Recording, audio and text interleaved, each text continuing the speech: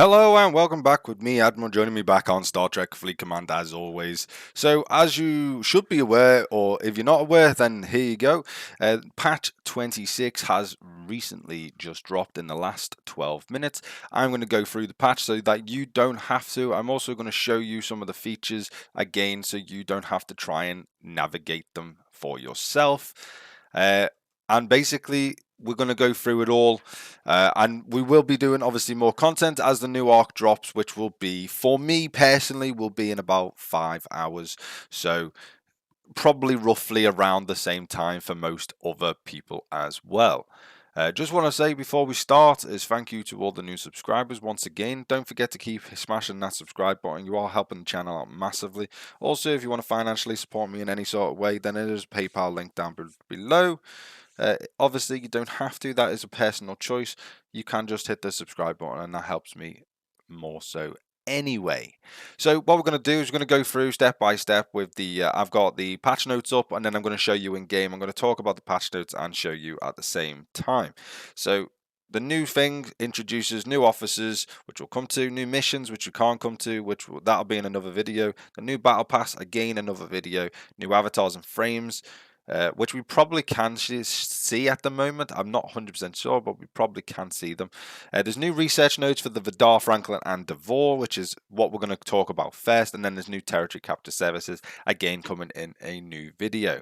So in this video, we're going to talk about obviously the different researchers. We're going to talk about the new officers, and we're going to see if we can see all the new frames and avatars and stuff like that.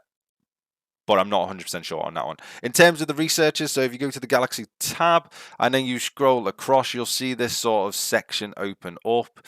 This is to do with your Vidar, this is to do with your Franklin, this is also to do with your Devore. So, did I say Devore twice? I mean Vidar for this one. So this one is, to be honest, is actually a really, really good one to get. This one, it increases the amount of nanoprobes you get from killing Borg probes. This starts at a 5% boost, then goes up in 5% increments all the way up to 50%. So that's going to help massively when it comes to grinding, obviously, the Borg probes to get your Borgs up. I've got a feeling that we are going to be doing a lot more Borg stuff in this patch, so this will be very useful to get this done. You might want to hold off just in case they decide to spring up on us. The whole, if you do the research stuff within the tech tree, the new research stuff in tech tree, you might want to hold off just in case that comes up again. When obviously the new arc drops, you might want to hold off just on doing these because you won't get refunded and it won't count towards your research. So wait until the arc drops and see what things are coming up for that. You also get the Borg, obviously the Prime Borg rewards, which is double rewards for faction credits and reputation in the Borg refinery, and better outcomes for the LATINUM refinery as well, which again is not so bad. That's okay as well. And then double refine for active nanoprobes, which again is okay if you're leveling up officers. You need this obviously tier 4 epic crystal to get that. I'm sure they will be sold in packs soon enough, and yeah, you'll be able to get them, I presume, if you want to buy them, that is. And then you got impulse speed, and then this is just a flat increase, obviously 4 to 20 depending on the level. Obviously you're going to need to unlock at least the first level of Nanopro and Hunter at this moment in time.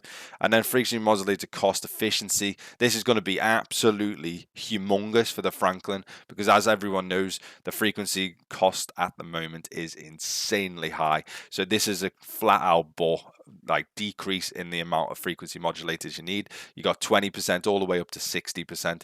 I don't know what the highest, I don't know how much it's going to take you, obviously, at the moment to get these unlocked, but that is going to be absolutely massive. So look forward to that one.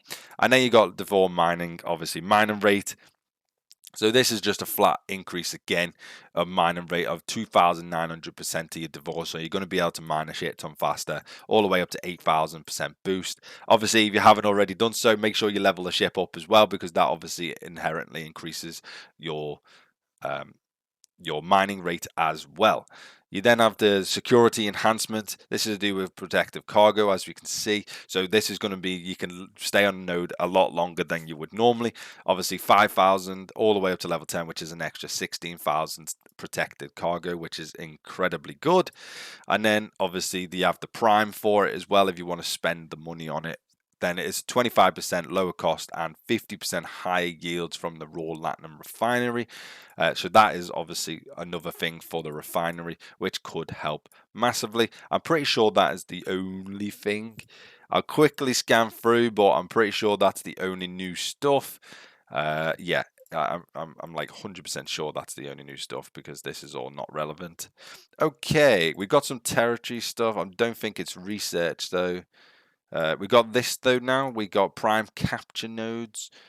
Damage increases damage whilst occupying capture nodes. That's only for level 35s and above.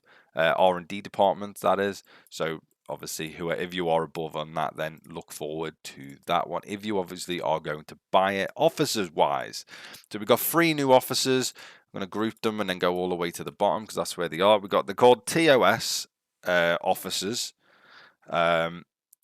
And we got Ahura, Kirk, and Spock. So they got obviously their abilities. Their abilities are all derived around the morale setup once again, and it's one of them where this is basically another way to have morale on the ship, but it's providing basically it's geared towards territories more so because obviously you'll see why in a second. So you got the first ability, which is obviously sorry neither. When fighting players, as long as the ship has morale, Ahura decreases the opponent's critical hit chance. That is obviously a captain's ability. And then you got modulation frequency found. When fighting players, as long as the ship has morale again, the Ahura removes 8% from the shields. Mitigation of the opponent's ship. I don't really know what to make of that at the moment. That needs testing. It doesn't sound that great, if I'm honest, but we'll have to see how that goes. Then you got James T. Kirk.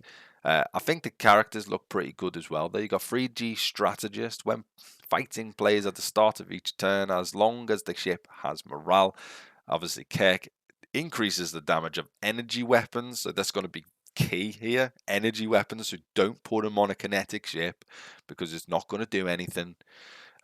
Increases energy by 50% of the total defense of all officers, and this is cumulative every single round. And then it's all we have to go on. At the start of each round, if the ship's health is above 30% and its starting value, Kirk has a 75% chance of inspiring morale to the ship. For this round. So that again, the normal Kirk's ability is probably better for morale, simply because this is obviously quite a high chance. However, you have to remain above 30%. So providing you can remain above 30%, then the original Kirk's probably going to be a better one to pick due to the fact that he can pop morale at any time. So again, that one's a bit of a weird one as well. Then you got Spock. You got live long when defending at start of each turn. Spock restores shield health to an amount equal to 100% of the defense of the officers on the ship. Restores the shield health also to ship if the ship is defending the station. So this is a very defensive character now. Like his ability is still to restore shields, and it's slightly different, but it is more of in a defensive manner rather than what obviously the other Spock variant does. When fighting players, as long as the ship has morale, Spock decreases the critical hit damage bonus of the opponent's ship by 50%.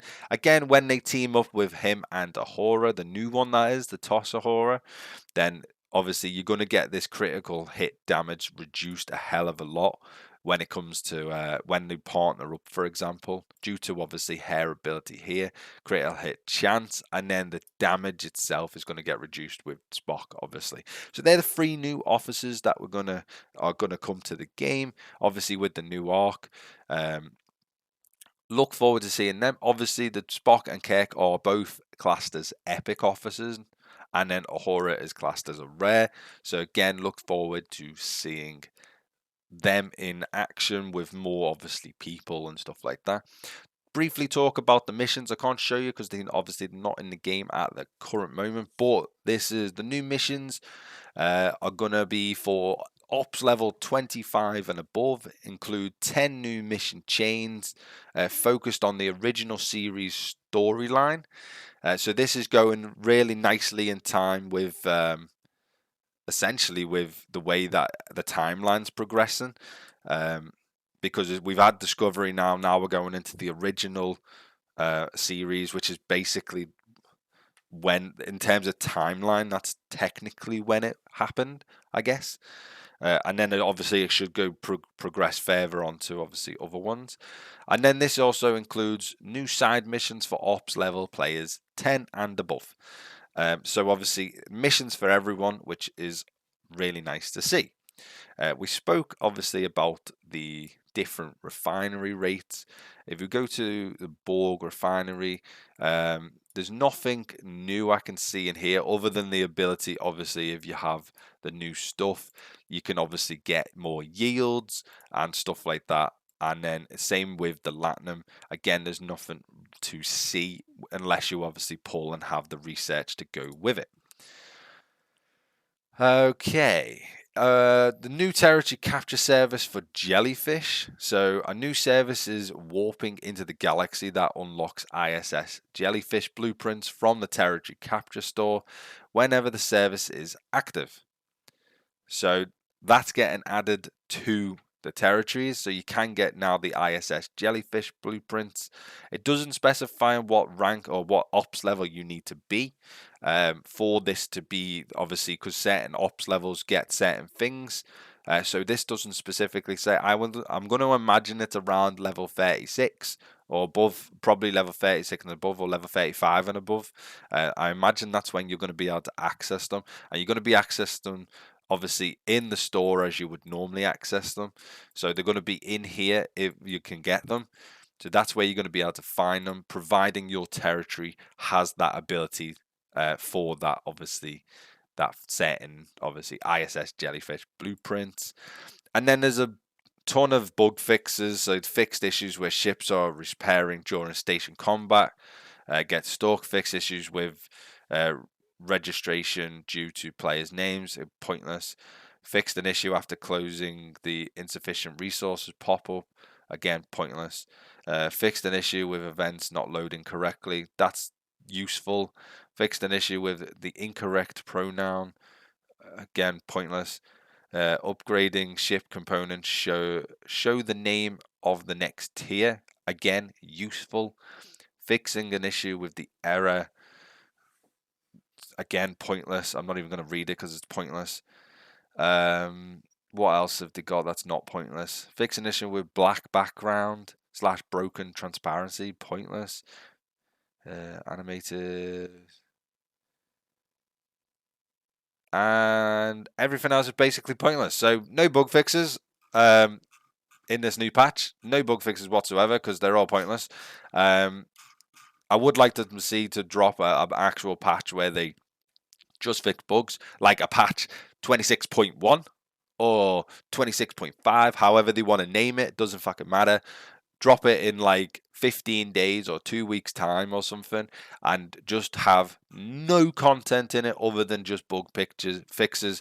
I spoke about the bug fixes before, so I'm not going to dwell on it any more than the last video we made on it. Other than that, that is basically the whole of patch 26. I've showed you where to find stuff, and hopefully this arc is as good as the last ones have been. Hopefully it's a little bit more involving with the Borg and stuff like that, and there's a new type of missions.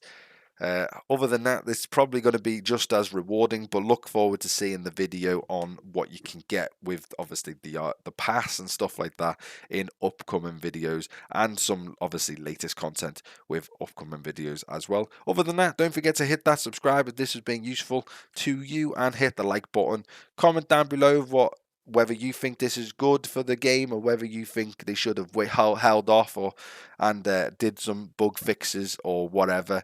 Please let me know your thoughts down below. Other than that, I will see you next time. Bye bye for now.